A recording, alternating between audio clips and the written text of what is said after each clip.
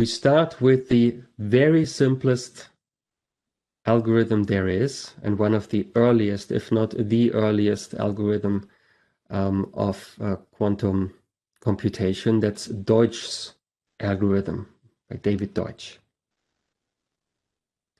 And it addresses the following very simple, almost primitive problem. You have a Boolean function. We talked about Boolean functions earlier. They map an input bit string. In this case, it's just a single bit with possible values 0 and 1 to an output bit with possible values 0 and 1. And the question is whether this Boolean function is constant, meaning that f of 0 has the same value as f of 1, or if the two values are different, the values of the possible values of the function 0 and 1, they both occur. Yeah, so once you have the value 0, once you have the value 1, and then the function is balanced. Yeah, so both possible values of the function occur once. Yeah, classically, what would you do? Yeah, if you have you just evaluate the function for the two possible values of the input, and then you compare the outcomes, and if they are equal, then the function is constant, and if they are different, then the function is balanced. This answering this question is equivalent to calculating the sum of f of 0 and f of 1 modulo 2. Because if the function is constant, say the function is 0 for both possible values of the argument, then f of 0 is 0 and f of 1 is 0, and the sum is also 0. If the constant value of the function is equal to 1, then this sum is 1 plus 1 is 2, modulo 2 is also 0. So if the function is constant, then this sum mod 2 is 0. And if the function is balanced, so if the two values are different, then you have 0 plus 1, and this is 1. Yeah? So one way of answering the question is to calculate this sum. And if the sum is 0, then the function is constant. If the sum is 1, then the function is balanced.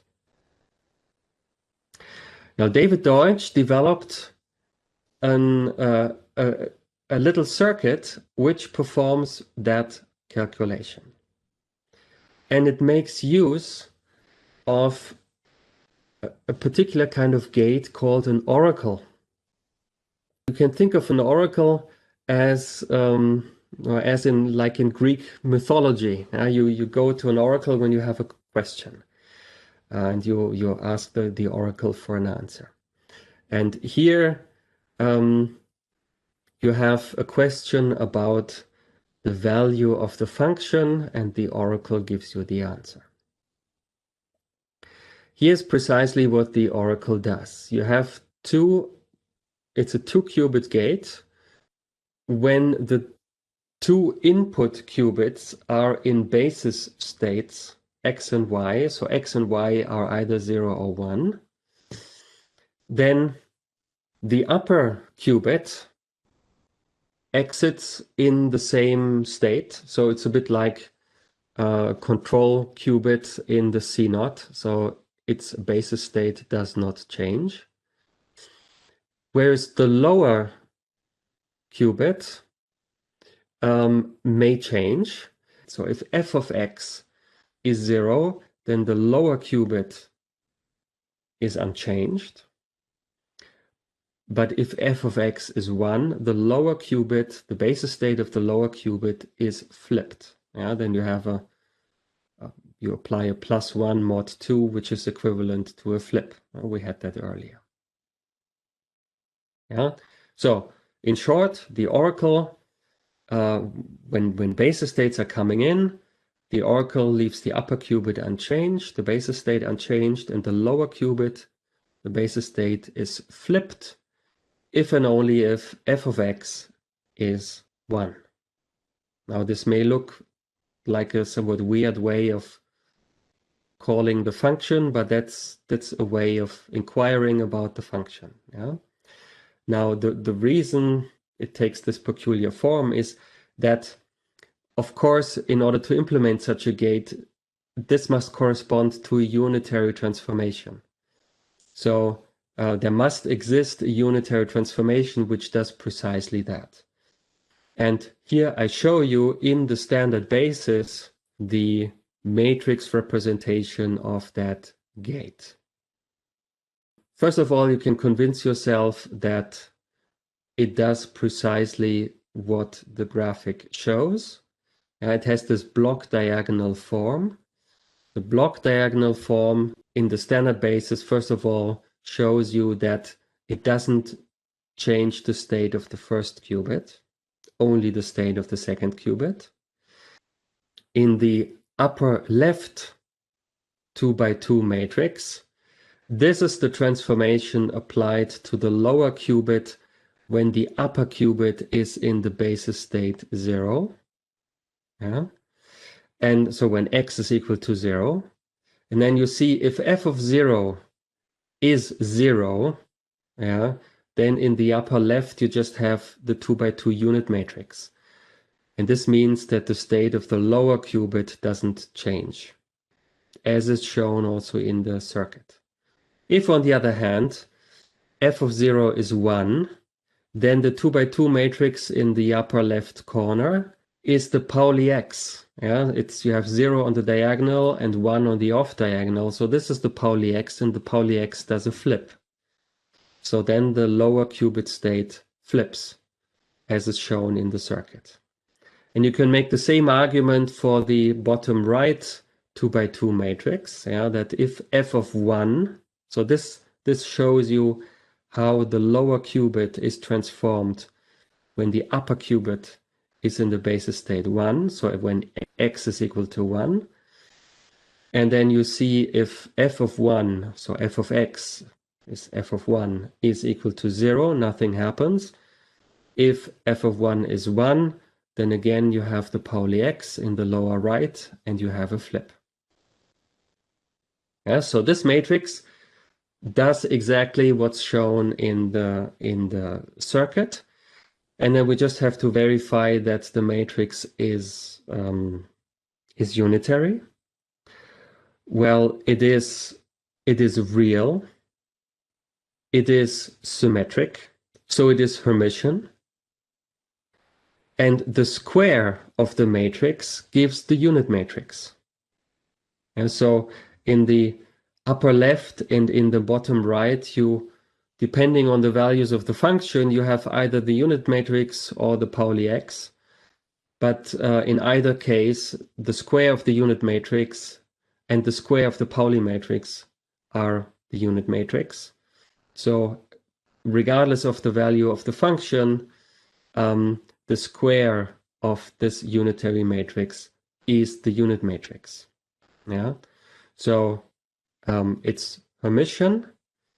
The square is equal to the unit matrix, and this means that u dagger equals u squared, because u dagger is equal to u, equals the unit matrix. So u dagger's unit matrix, that's by definition shows that u is unitary. Okay, so we have this oracle, wherever it comes from, yeah, but conceptually it exists, and it represents, it's a unitary transformation. It's a possible gate. And now Deutsch's circuit proceeds as follows. You have two input qubits, one in the basis state 0 and the other in the basis state 1. The first thing that happens is that you apply to both qubits a Hadamard gate. The Hadamard gate applied to for the first qubit transforms the basis state 0 to a plus state, and the Hadamard gate below transforms the basis state 1 to a minus state. So psi 1, yeah, that's the state for both qubits. That's the state plus minus. Or if I write out explicitly the plus state, then it's 0 plus 1 over square root of 2, or the first qubit, tensor minus. In the step after that, these two qubits enter the oracle. So essentially we make a function call, yeah, with one query about the value of the function. One little result on the side about the oracle. Imagine you have the two qubits going in, the first one in the basis state x, and the second one in the state minus, in the minus state, so not a basis state. Well, this state here, yeah, this can be written as 0 minus 1 over square root of 2. So this is the two qubit state going into the oracle. And what does the oracle do? Well, when you have basis states, then coming in, then the first basis state is not changed. So the x0 is mapped to x.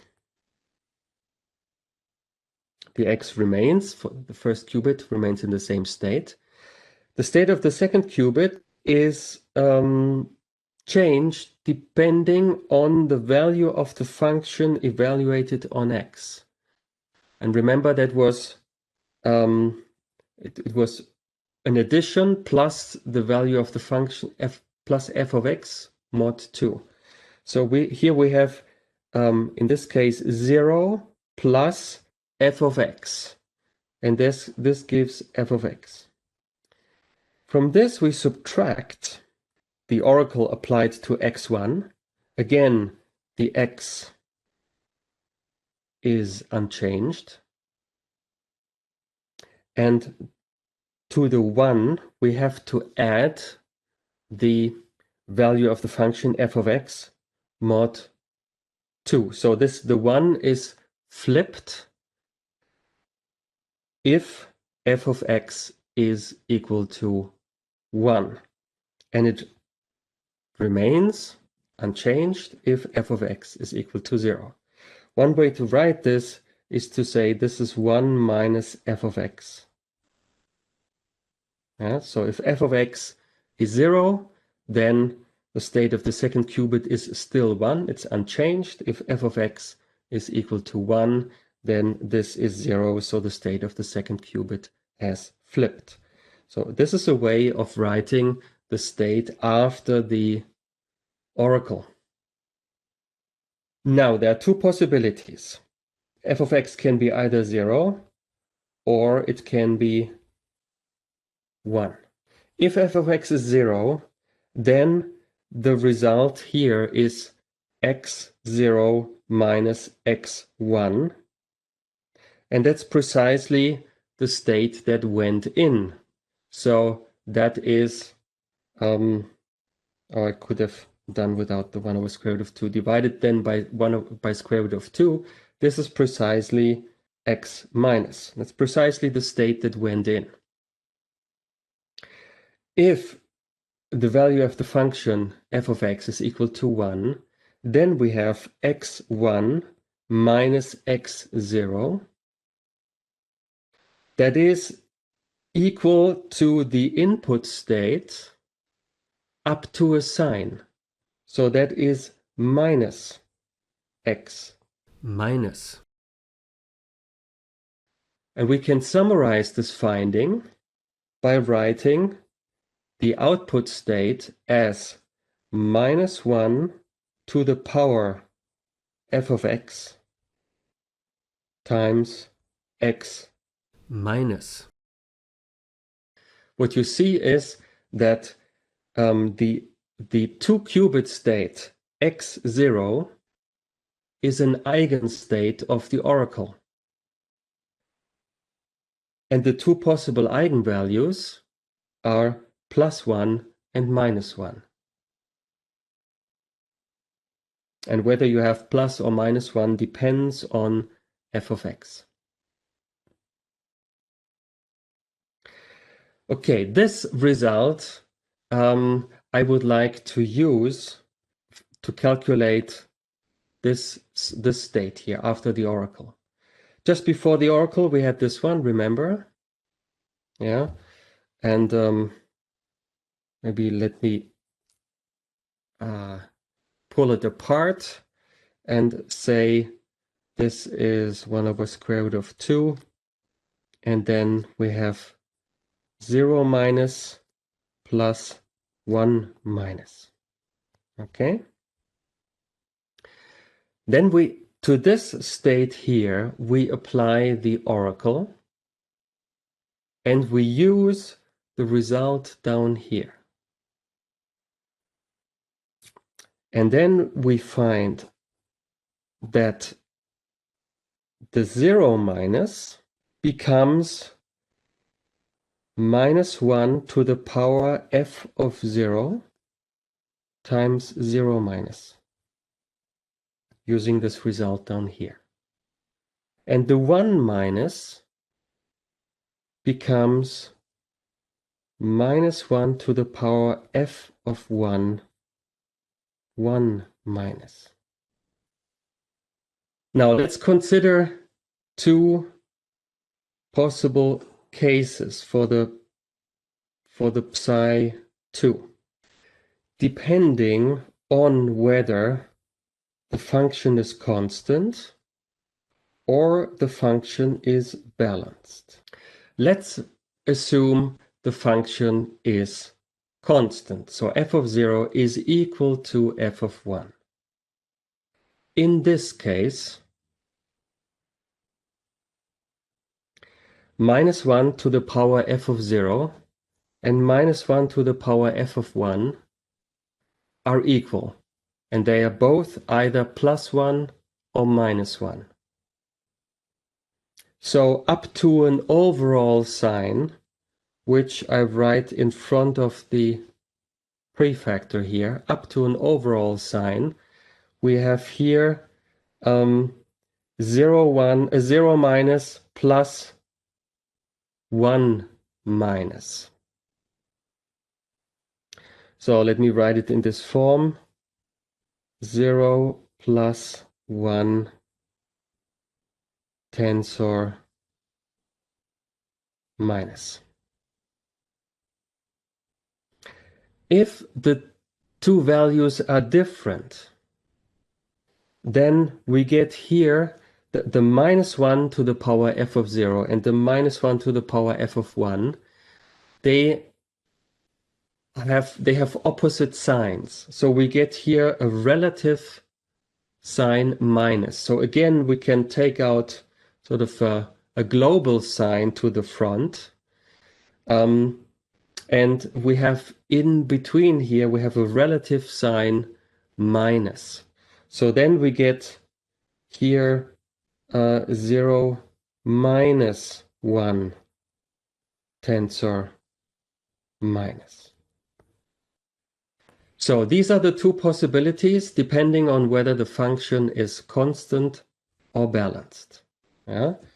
We can also, actually, we can write it even shorter.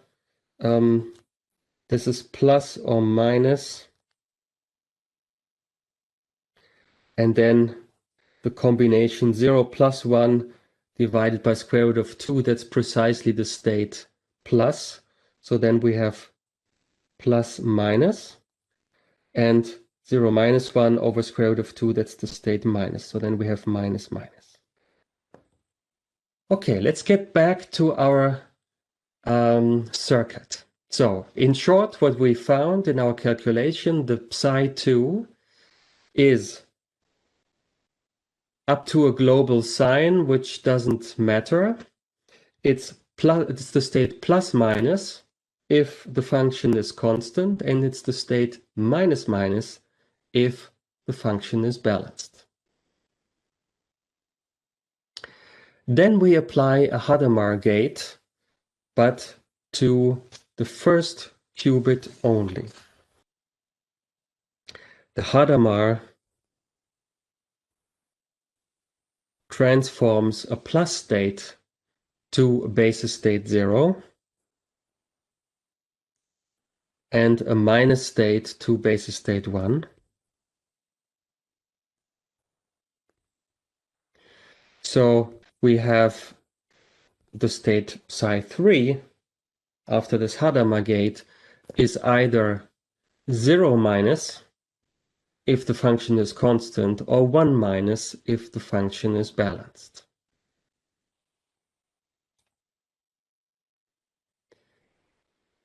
And then in the final step, we perform a measurement only on the first qubit in the standard basis.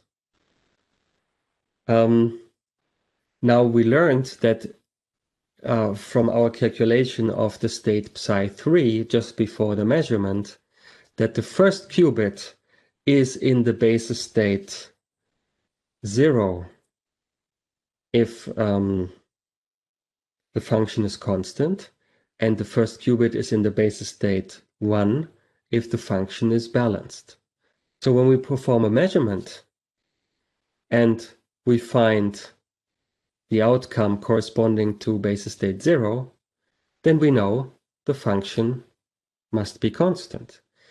And if we find the outcome corresponding to basis state 1, so if we find the outcome equal to 1, then we know the function must be balanced. Yeah? And that's the two possible outcomes, 0 or 1. That's precisely the sum that we discussed before, f0 plus f1 mod 2, where we said if the sum is 0, then the function is constant. If the sum is 1, then the function is balanced. So this is the end of the circuit. And let's reflect on what we have done.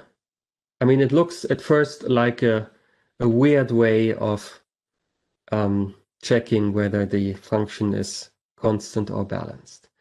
What's the attraction and what's the peculiar feature of this circuit compared to the classical algorithm, which would just call the function for each value of the argument? So we would call the function twice, f of 0 and f of 1, and just compare. And if they are equal, then it's constant. If not, then it's balanced. What's interesting about this circuit is the fact that here the function has been called only once. Yeah, the oracle gate, which provides information about, which evaluates the function in a sort of in an indirect manner, has been called only once. So we have only one function call as opposed to two function calls in the classical case. This doesn't look like sort of an enormous speed up, but it gives you a glimpse of the basic idea why quantum computers might be faster than classical computers. Yeah. In the next step, we will encounter a generalization of Deutsch's algorithm, which is the Deutsch-Joshua algorithm, which considers Boolean functions on bit strings of arbitrary length. So not just a single bit, but bit strings of arbitrary length. There you will again have a speed up, which will be more impressive than the speed up here in Deutsch's algorithm, but you will see that the basic idea will, and the basic structure of the algorithm will be the same.